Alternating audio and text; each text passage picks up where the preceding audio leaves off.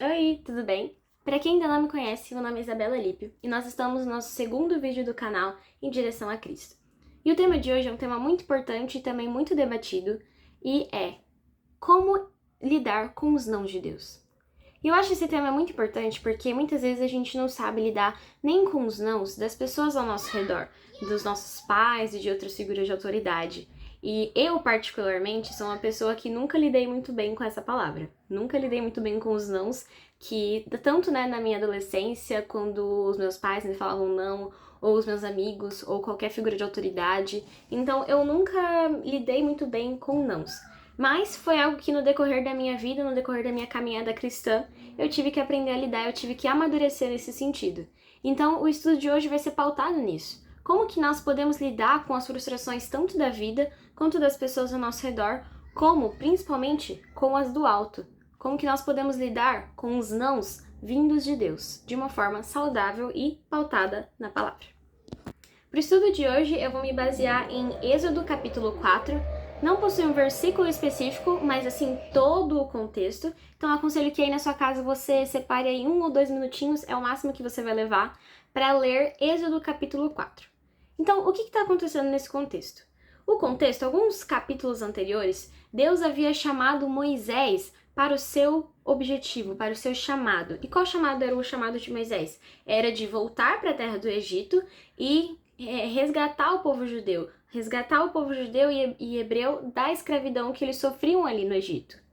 Então, Moisés, seguindo as ordens de Deus, ele volta para o Egito, ele fala com o povo judeu, fala que Deus falou com ele e que ele foi enviado para livrá-los da escravidão em relação aos egípcios. E então, ele cumprindo outro mandamento de Deus, ele vai falar com o faraó, pedindo para que o faraó libertasse aquele povo, para que eles pudessem prestar culto ao seu Deus no deserto. Só que então, o que acontece? Se você é cristão ou já ouviu essa história, você vai saber o que acontece. O faraó, não só uma vez, não só duas, não só três, mas várias vezes, fala não. Não, Moisés, não Arão, porque Arão era o irmão de Moisés. Ele fala, não, eu não vou deixar com que vocês saiam. Imagina, vocês têm trabalho para fazer aqui, tem pirâmides para construir, tem tijolos, tem as plantações. Então eu não vou deixar com que o seu povo saia para prestar culto ao seu Deus. E Moisés, ele não simplesmente ia e pedia isso ao faraó. Não, mas ele fazia sinais e prodígios, e como vocês sabem também, Deus envia pragas para o Egito para fazer com que o coração do faraó se amolecesse e que ele temesse a Deus e soubesse que se ele não libertasse o povo judeu, Deus iria enviar outra praga para libertar o seu povo. E mesmo assim, o coração do faraó era muito endurecido. E para quem já conhece a história, as pragas do Egito foram 10. Então, não só essas 10 vezes onde Moisés ele avisou que haveria uma praga, mas muitas outras, Moisés e Arão foram ao palácio do faraó e o pediam para sair. E todas as vezes o faraó dizia não. Então, eu fico imaginando a frustração desses homens. Porque eles não estavam simplesmente pedindo por eles, a gente pode sair? Não, eles estavam representando todo um povo que sofria muito no Egito. Porque eles eram torturados, eles eram escravizados. Então eu imagino a frustração que esses homens sofriam todas as vezes que eles iam perguntar para o faraó e o faraó respondia não. Mas sabe quem não os frustrava? Deus. Porque Deus, ele não só sabia que o faraó diria não, como ele mesmo havia endurecido o coração do faraó para que ele dissesse não. E aí você pode se perguntar e me perguntar, nossa, mas por que Deus endureceu o coração do faraó para que ele não escutasse, para que ele não dissesse sim logo de cara para aqueles homens? E creio eu, estudando e meditando na palavra e também em oração, que Deus, ele não deixou com que o faraó, ele amolecesse o seu coração e dissesse sim logo de cara, porque senão apenas o povo judeu teria saído com o aprendizado. Porque Deus, ele veio ao seu socorro e aquele povo teria saído de imediato. Mas Deus, ele não vê pouco, ele não vê somente aquilo que nós vemos. Ele não vê somente o que o homem vê, aquilo que está à sua frente. Não, mas Deus, ele vê através. Então Deus, ele não estava querendo simplesmente dar uma lição e mostrar que ele é um Deus presente, mostrar que ele é um Deus que cuida e poderoso para o seu povo. Mas ele também queria mostrar e mostrou isso para os egípcios, para o faraó.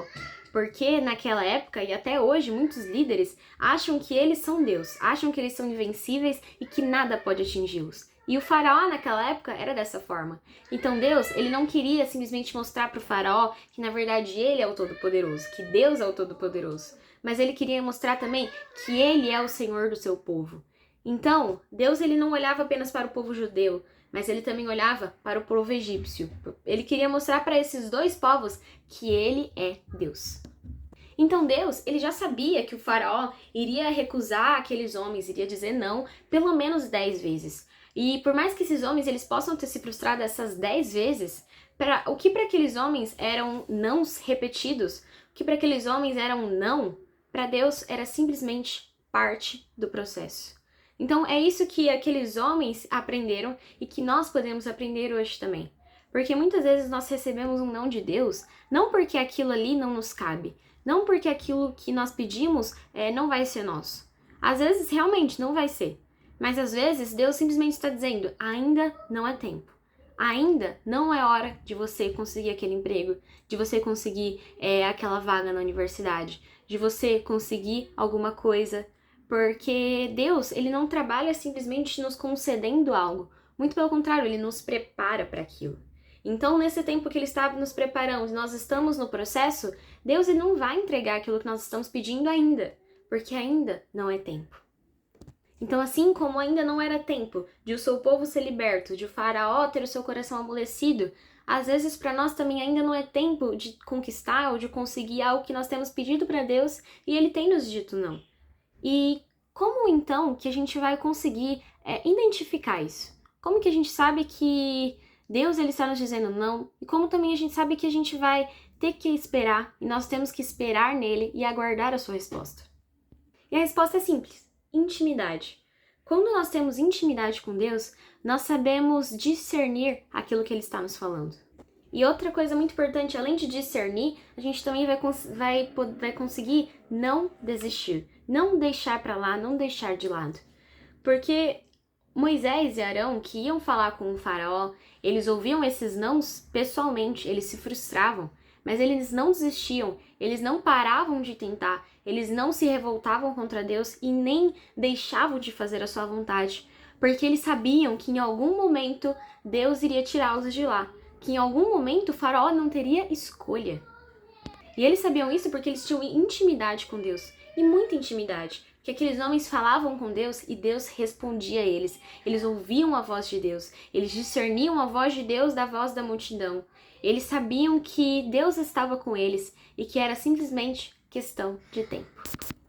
Porque no final das 10 pragas, quando Deus ele manda os anjos da morte sobre os primogênitos egípcios, e que o faraó finalmente, vendo ali o seu filho morto, aí finalmente ele consegue conceder, ele consegue amolecer o seu coração e falar, tudo bem, podem ir.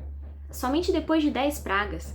Mas, depois de 10 pragas, Deus trouxe a libertação para esse povo. Então foi simplesmente questão de tempo.